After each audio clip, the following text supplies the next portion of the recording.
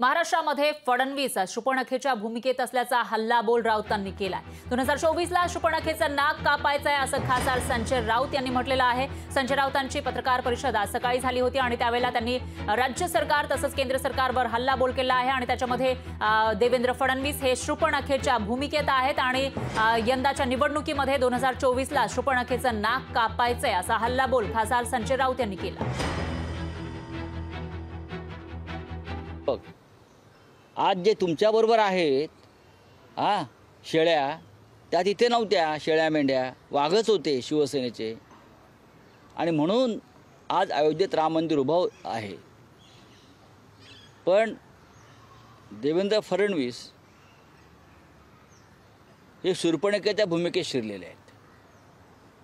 ते अनेक मायावी रूपं घेत आहेत आणि महाराष्ट्राला गुमराह करतायत।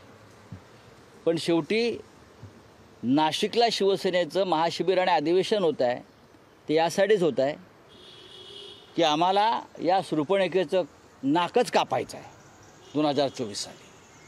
पहा तुम्ही।